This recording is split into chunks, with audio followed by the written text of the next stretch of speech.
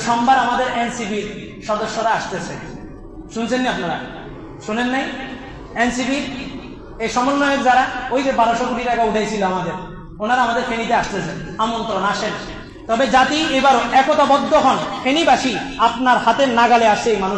এই মানুষগুলো স্টেজে ওঠার আগে আমাদেরকে হিসাব দিতে হবে যে আমাদের এই বন্যার, এই আমাদের টেকসই বাঁধ নির্মাণ করার জন্য, বন্যার্তদের জন্য তারা 1200 কোটি টাকা উঠেছে। 1200 কোটি টাকা কোথায় খরচ করছে এটার হিসাব দিবে, তারপর তারা স্টেজে উঠবে।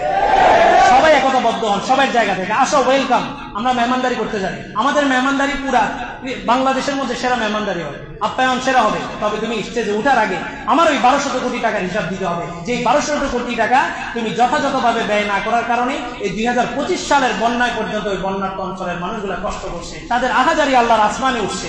ওই আহাজারি যদি ওই মানুষগুলোর উপরে পড়ে, এই শহরের অধিবাসীগুলোর উপরে পড়বে, আমরা কি করছিলাম? আমরা তো প্রত্যেকে নিস্তালা থেকে উপরে তারা উঠে গেছি। যা ভুল হয়েছে না হয়েছে, এবার সবাই একতাবদ্ধ হন যে এবার এনসিপি সোমবারে আসবে, তারা স্টেজে ওঠার আগে আমাদের কাছে আমাদের হিসাব দিতে হবে। এই টাকাগুলো তো আমাদের জন্য উঠেছে, ইন্ডিভিজুয়ালি প্রত্যেকটা মানুষের জন্য, আমার জন্য, আপনার জন্য, প্রত্যেকের জন্য উঠানো। তাহলে এই টাকা আজকে 1200 কোটি টাকা রাষ্ট্রীয়ভাবে 1000 কোটি টাকা বরাদ্দ করা হয়েছে, আর এই সমন্বয়করা 1200 কোটি টাকা উঠেছে।